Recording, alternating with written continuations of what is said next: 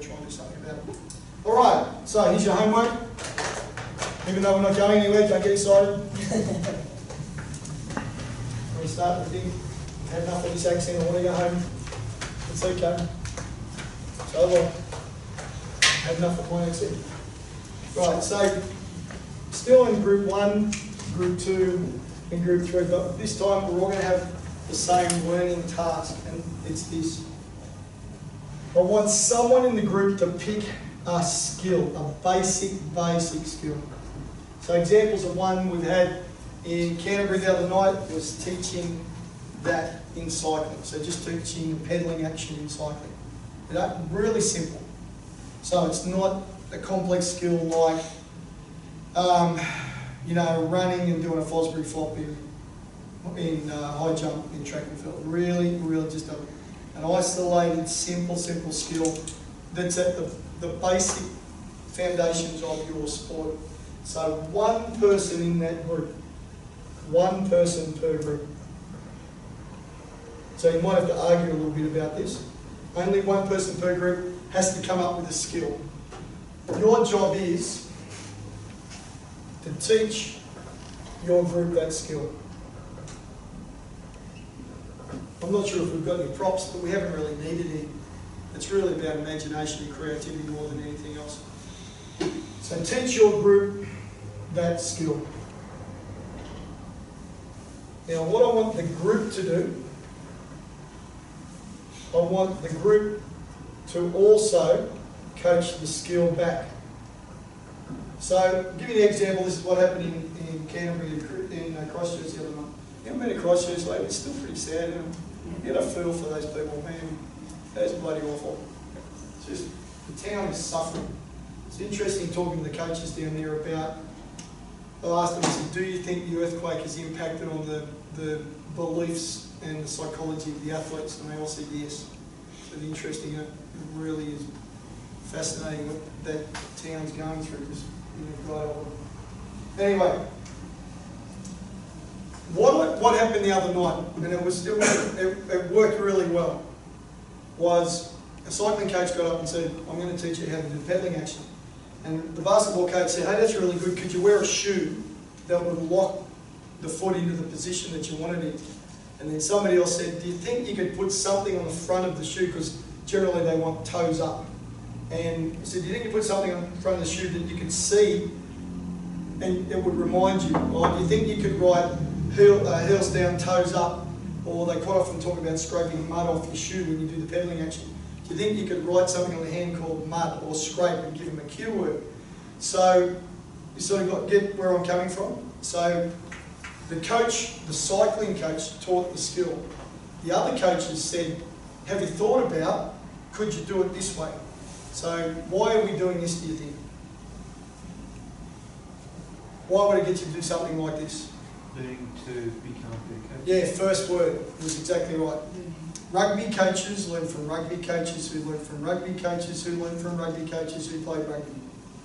So to the person with a hammer, every problem's a nail. Your learning, guys, is often restricted by the way you look at things. You assume that everybody, if you're in rugby league, you assume the people with the answers are the guys running the NRL or the Super League. I can promise you the head coaches in NRL and Super League go to NFL, go to AFL, go into the Olympic sports, go to cricket, go to the corporates, go to the Harvard Business School. They don't look within the NRL only. I promise you that. When Robbie Deans was winning, we used to see him over with the Brisbane Broncos and in the NRL, and then he'd go down to Melbourne and spend some time with Collingwood in the AFL, even the years when the Crusaders won. So this is really common for coaches, because there's only 3 places you can look for information. There's a circle again. What if I'm going through a bit of a circle of life thing like this? This is maybe my telephone number. What's going on here? Interesting. But the 3 places you look for ideas in your learning are inside your sport. Basketballers can't get a goal to save themselves, so I'll look at everything. How do I improve goal scoring in basketball? What are the best NBA players do to improve goal shooting? 101 ways to improve goal shooting videos. So you're looking within your sport. The second place you learn is outside sport. Sorry, outside your sport. I'll correct that. Got to be excited. Outside your sport. So like I said, the Robbie Deans example, the years he was winning, he would still, when he, by all rights, he could close his mind in and not learn, because he's the best, he's still looking for more ideas and information outside of rugby. Because his assumption is what? He's a lot of good ideas out there, a lot of other people. Exactly, and everyone in rugby knows what everyone in rugby knows. Yeah. So there's no point, it's a dwindling, very small. Guys, remember that here's my can again. But it's a different thing this time. If everything in the world was in a big bucket, everything, the military, education, medicine, research, people, buildings, everything was in that bucket. Sport is about that big. That's where sport fits in the world. We think it's the centre of the universe because it's the centre of our universe. But sport is that big. And seriously, 80% of sport around the world is soccer. The vast majority of televised sport around the world is football. If you look at global television audiences, it's about 80% of televised sport around the world is soccer.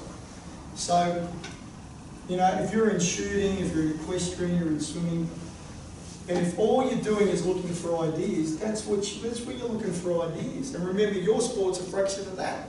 It doesn't make any sense, guys. It doesn't make any sense at all to just be looking within your sport if winning is what you're about and copying kills and you accept my premise that everybody knows what you know anyway. And then, of course, outside sport. That's if you're looking for ideas, and we'll talk about creativity as well. So what I want you to do, we're going to have a break. Let's go and have a good 15-minute break. Come back at 3:05. When you come back, one person in your group teaches a basic fundamental skill. They will teach you in your group what that skill is, but I want you to then come back to them and say, hey, that's interesting, but have you thought about this?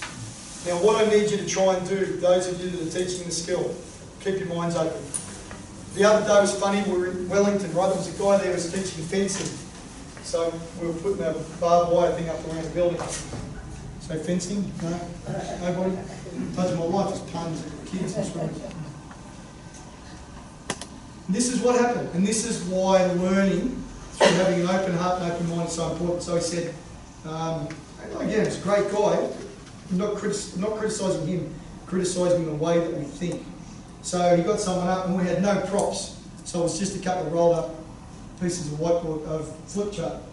So, and he got him to stand, you know, I can't fence as you can see. So he started to talk about, well, what you got to do is, so you're there, he said you've got to learn to extend and stab someone, not stab someone, whatever it's called. So that you've got to learn to extend and attack while you're, he said, because you might have someone who's taller and they're rich, they can get you. But if you can learn to extend forward and step back, you've got an attacking opportunity. So one of the coaches said, could you put a length on the sword, the epee, or what is it, epee foil saber? So he's an epee guy. And they said, could you put a length to compensate for the arm length? So that in training and then you can change that length. And he said, but no, we don't do it like that. And it was somebody from another striking sport, like cricket or something like that. And we couldn't get into this guy's head. He said, well, that's exactly what we're saying. If no one's doing it, why wouldn't you try it? But you don't do that in fencing. Yeah, I know. So why wouldn't you try it? Because we don't do it in fencing. I said, yes, mate, I know what you're saying. But this is an interesting idea. You're saying the whole thing's about having a dip. Is the epee the same length? Yes. So it's arm length. All right, well, if we compensated for that, can we use that as something? No, because we don't do it in fencing. And that's what happens, is that people will go, why don't we teach catching in rugby league this way? Well, no, that's not the way they do it. Well, okay, that's what I want you to do. Do it another way. Be a leader. All right, so let's have a break until 5 past, per se. So it's a 15-minute break. Come back in your groups.